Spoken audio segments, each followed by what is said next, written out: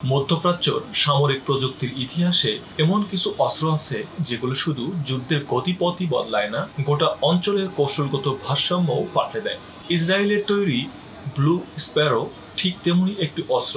অনেক সামরিক বিশ্লেষক একে বর্ণনা করেন মহাশূন্য থেকে আসা মৃত্যু, কারণ এটি আকাশ থেকে নেমে এসে লক্ষ্যবস্তুতে আঘাত হানে। সাম্প্রতিক সময়ে ইরানের হামলার ঘটনায় এই ক্ষেপণাস্ত্রের নাম নতুন করে আলোচনায় এসেছে।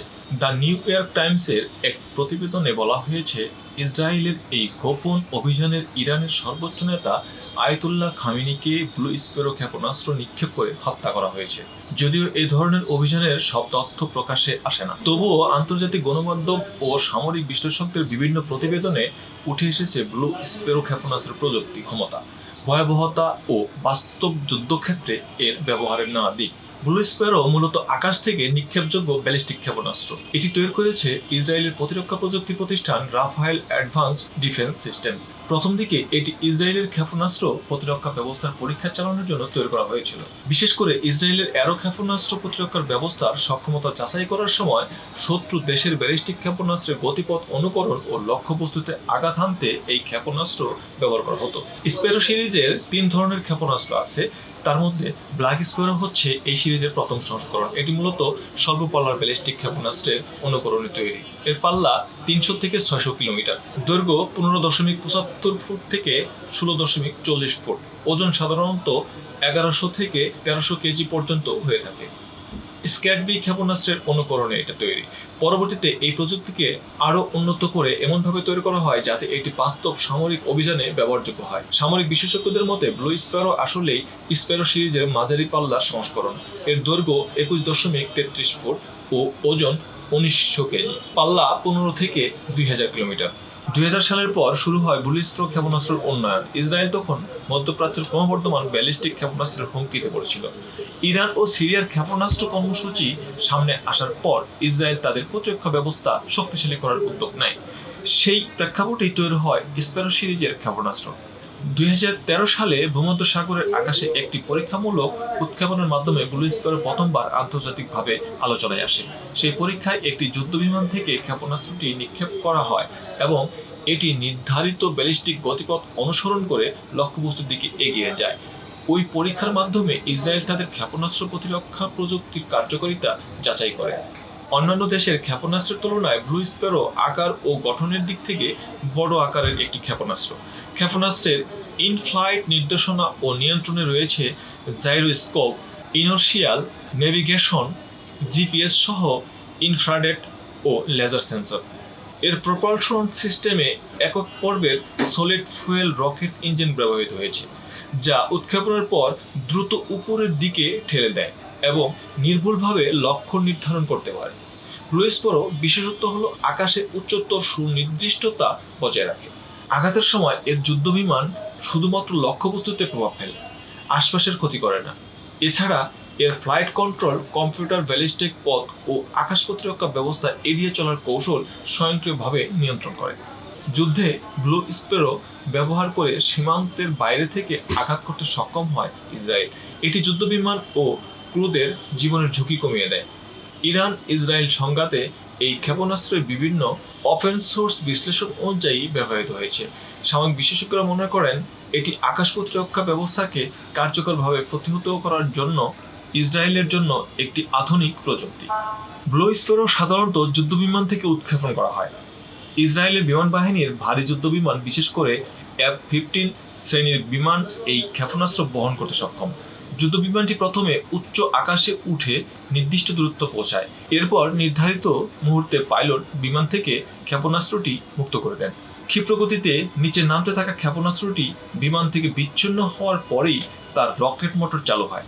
এরপর এটি দ্রুত উপরের দিকে উঠতে শুরু করে এবং কিছু সময়ের মধ্যেই বায়ুমণ্ডলের উচ্চ স্তরে মহাশূন্যের কাছাকাছি পৌঁছে যায়, যেখানে পৌঁছে এটি ব্যালিস্টিক গতিপথ অনুসরণ করে আবার খাড়া কোণে পৃথিবীর দিকে নেমে আসে। এই পুরো প্রক্রিয়ায় ক্ষেপণাস্ত্রের মাথার অংশে থাকা রি-এন্ট্রি ভেহিকল আলাদা হয়ে যায় এবং অত্যন্ত দ্রুত গতিতে লক্ষ্যবস্তুর দিকে ধেয়ে আসে। এই ধরনের গতিপথের কারণে অনেক সময় প্রচলিত বিমান প্রতিরক্ষা ব্যবস্থা এই ক্ষেপণাস্ত্রকে সহজে শনাক্ত করতে পারে না। অধিকাংশ প্রতিরক্ষা ব্যবস্থা সামনে থেকে আসা ক্ষেপণাস্ত্র প্রতিহত করার জন্য তৈরি, কিন্তু ব্লু স্প্যারো প্রায় উল্লম্বভাবে নিচে নেমে আসতে থাকায় একে আটকানো কঠিন। আধুনিক ক্ষেপণাস্ত্র প্রযুক্তির সবচেয়ে গুরুত্বপূর্ণ বিষয় হলো নির্ভুলতা। ব্লু স্প্যারো ব্যবহৃত উন্নত গাইডেন্স সিস্টেম লক্ষ্যবস্তুর খুব কাছাকাছি নির্ভুলতায় আঘাত হানতে সাহায্য করে। সামরিক বিশ্লেষকদের মতে এই ধরনের প্রযুক্তি ব্যবহার করে তৈরি ক্ষেপণাস্ত্র কয়েক মিটারের মধ্যেই লক্ষ্যবস্তুতে আঘাত করতে সক্ষম, ফলে নির্দিষ্ট ভবন, বাংকার এবং সামরিক স্থাপনায় হামলা চালানো সম্ভব হয়। ব্লু স্প্যারোকে ভয়ঙ্কর করে তুলেছে এর গতি ও আঘাতের ধরন। উপর থেকে অত্যন্ত দ্রুত গতিতে নিচে নামার সময় ক্ষেপণাস্ত্রটি গতি শক্তি ভয়াবহ হয়ে ওঠে। এই গতির সঙ্গে যুক্ত হয় বিস্ফোরক ওয়ারহেডের ধ্বংস ক্ষমতা। এই কারণে লক্ষ্যবস্তুতে আঘাত করার সময় এটি শুধু বিস্ফোরণই ঘটায় না, বরং প্রচণ্ড গতির কারণে অতিরিক্ত ধ্বংস সাধন করতে পারে। এই ক্ষেপণাস্ত্র যে কোনো আকৃতির 20 তলা কিংবা আরও উচ্চতর ভবন, বিমানবন্দর, শপিং মল, হাসপাতাল কিংবা একই আকৃতির স্থাপনা নিমেষেই ধ্বংস করে দিতে পারে। ব্লু স্প্যারোর মূল নকশা তৈরি করা হয়েছিল পরীক্ষামূলক লক্ষ্যবস্তু ক্ষেপণাস্ত্র হিসাবে, তাই এতে সাধারণত পরীক্ষামূলক পেলোড বা ডামি ওয়ারহেড ব্যবহার করা হতো। তবে ব্যালিস্টিক ক্ষেপণাস্ত্র প্রযুক্তির ক্ষেত্রে তাত্ত্বিকভাবে বিভিন্ন ধরনের ওয়ারহেড যুক্ত করা সম্ভব। সামরিক বিশ্লেষকদের মতে এই ধরনের ক্ষেপণাস্ত্রের উচ্চ ক্ষমতার বিস্ফোরক ওয়ারহেড ব্যবহার করা যেতে পারে, যদিও পারমাণবিক ওয়ারহেড বহনের বিষয়ে কোনো সরকারি তথ্য প্রকাশ করা হয়নি। ব্লু স্প্যারোর প্রকৃত মূল্য সরকারিভাবে প্রকাশ করা হয়নি, তবে উন্নত গাইডেন্স ব্যবস্থা, শক্তিশালী রকেট মোটর এবং তাপ প্রতিরোধ প্রযুক্তি ব্যবহারের কারণে এই ধরনের ক্ষেপণাস্ত্র তৈরিতে বিপুল অর্থ ব্যয় হয়। সামরিক প্রযুক্তি বিশ্লেষকদের ধারণা অনুযায়ী বিভিন্ন সিরিজের প্রতিটি উন্নত ব্লু স্প্যারো ব্যালিস্টিক ক্ষেপণাস্ত্র তৈরিতে খরচ হয় 110 কোটি থেকে 220 কোটি টাকা। এই হিসাবে তেহরানে নিক্ষেপ করা 30টি ব্লু স্প্যারো ক্ষেপণাস্ত্রের দাম 6,600 কোটি টাকা। ব্লু স্প্যারো প্রযুক্তি মূলত ইসরায়েলের নিজস্ব সামরিক প্রকল্প।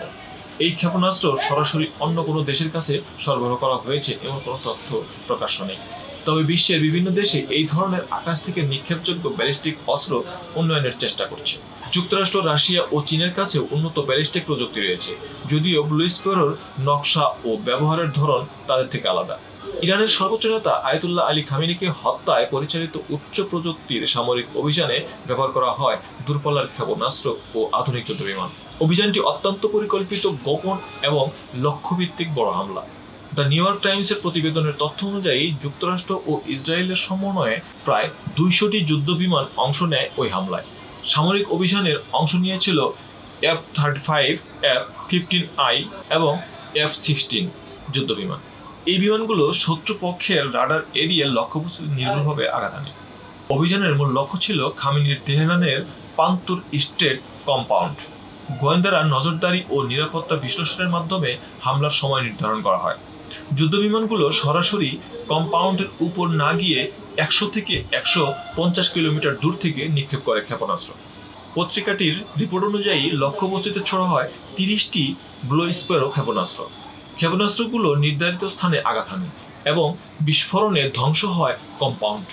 গণমাধ্যমে প্রকাশিত তথ্য অনুযায়ী হামলায় খামেনি সহ 40 জনের বেশি শীর্ষ সামরিক কর্মকর্তা ও রাজনৈতিক নেতা নিহত হন। নিহতদের মধ্যে ইসলামী বিপ্লবী গার্ড বাহিনীর কমান্ডার মোহাম্মদ পাকপুর এবং ইরানের সশস্ত্র বাহিনীর প্রধান আব্দুর রহিম মুসাভিও ছিলেন। আরও নিহত হন খামেনির স্ত্রী, কন্যা, জামাতা এবং নাতনি সহ তার পরিবারের 6 জন। আধুনিক যুদ্ধে দূরপাল্লার নির্ভুল অস্ত্রের গুরুত্ব ক্রমেই বাড়ছে।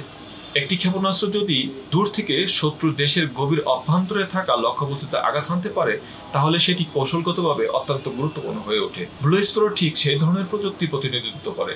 আকাশ থেকে নিক্ষেপযোগ্য এই ব্যালিস্টিক ক্ষেপণাস্ত্র দেখিয়ে দিয়েছে ভবিষ্যতের যুদ্ধে আকাশ, মহাশূন্য এবং সাইবার প্রযুক্তির সমন্বয়ে কতটা গুরুত্বপূর্ণ হয়ে উঠছে। মধ্যপ্রাচ্যের উত্তেজনাপূর্ণ ভূ-রাজনীতির প্রেক্ষাপটে এই ধরনের অস্ত্র শুধু একটি সামরিক প্রযুক্তি নয়, এটি সক্ষমতার প্রতীকও। এবং সেই কারণেই ব্লু স্প্যারোর মতো অস্ত্র নিয়ে আন্তর্জাতিক অঙ্গনে আলোচনা ও উদ্বেগ দুইই বাড়ছে।